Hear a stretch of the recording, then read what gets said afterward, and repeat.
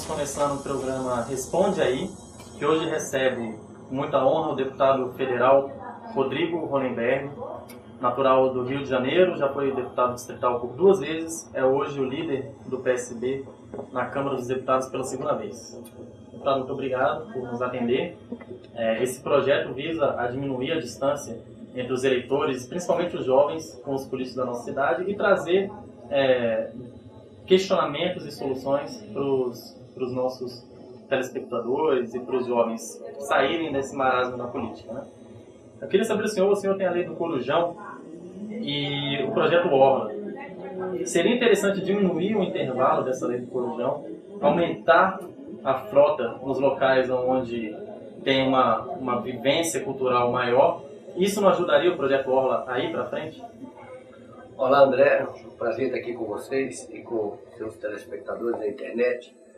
Eu considero que reduzir o horário, o intervalo entre os ônibus da noite do Corujão seria importante, mas a prioridade nesse momento é fazer cumprir a lei do Corujão, que vem sendo sistematicamente descumprida pelas empresas de ônibus do Distrito Federal e pelo GDF, que não fiscaliza adequadamente. Eu fiz uma representação no Ministério Público, está sendo construído um termo de ajuste de conduta entre o Ministério Público, o GDF e as empresas, para que elas passem a cumprir rigorosamente a lei. Se cumprir a lei, garantido um intervalo máximo de 90 minutos, para que todos os trabalhadores possam se deslocar para suas residências no período noturno, isso já será um grande avanço. E isso, claro, contribuirá para todas as atividades culturais existentes no período noturno, e é claro que com a implantação do projeto Orla, também o projeto Orla seria beneficiado pelo Corujão funcionando adequadamente. Tá certo.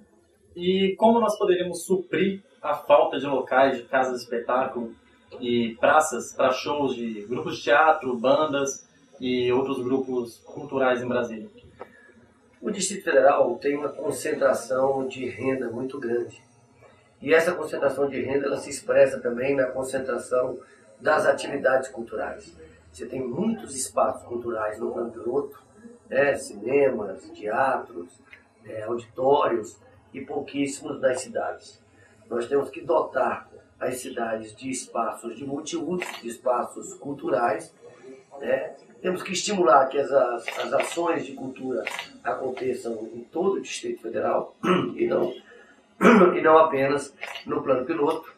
E precisamos abrir os espaços culturais e esportivos das escolas públicas para o uso da comunidade, inclusive aos finais de semana. O senhor falou um ponto que eu sou um grande defensor e que eu queria ver isso realmente ser feito, que é usar as escolas como centro de convivência para aquela sociedade que gira em torno da escola, né? Tornar a escola parte da sociedade. Eu, quando fui deputado distrital, eu apresentei um projeto nesse sentido, obrigando essa abertura dos espaços culturais e esportivos das escolas públicas aos finais de semana. Infelizmente, não conseguimos, naquele momento, aprovar. Me parece que agora já existe até uma boa vontade em relação a isso, precisa ser implementado. E veja bem, em muitos lugares do Distrito Federal, você não tem quadra de esporte, você não tem biblioteca, você não tem, nas áreas externas das escolas, os poucos espaços culturais e esportivos que existem estão dentro das escolas e ficam fechados para o uso da comunidade, especialmente nos finais de semana, que é quando tem uma disponibilidade maior. No momento em que a comunidade começar a utilizar esses espaços, ela se apoderar desses espaços, ela vai se sentir beneficiada e ela será a primeira a conservar esses espaços, a cuidar desses espaços. Então, nós precisamos garantir isso urgentemente. A Ceilândia não tem nem cinema, né? Não tem um cinema e é uma das cidades mais populosas do Distrito Federal. Uma das 100 maiores cidades do Brasil. Eu gostaria de perguntar ao senhor, o que o senhor acha dessa saída do Ciro, do debate presidencial, né? Dessa retirada do PSB pela luta à presidência da República, se isso é ruim para o Brasil por polarizar a campanha presidencial e, dentro disso, como que a gente pode, então, lutar por um rejuvenescimento da política, trazer pessoas novas da política, se nós só vemos algumas figuras carimbadas sempre? O deputado Ciro Gomes tinha todas as condições de ser candidato a presidente da República, do ponto de vista da sua experiência, da sua capacidade, do seu compromisso com o país. Foi testado várias vezes, seja como governador do Ceará, como ministro da Fazenda, como ministro da Integração Nacional. No entanto, nós não conseguimos reunir as condições políticas para uma candidatura.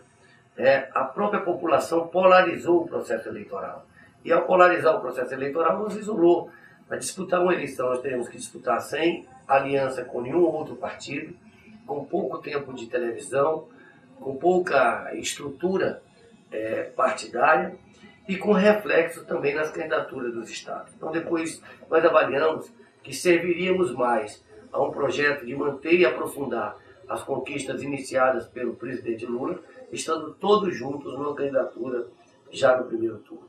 Agora, a forma de atrair jovens para a política é através de programas, de ideias novas, de ideias que sejam ousadas, mas que sejam factíveis e que levem de fato a um desenvolvimento sustentável.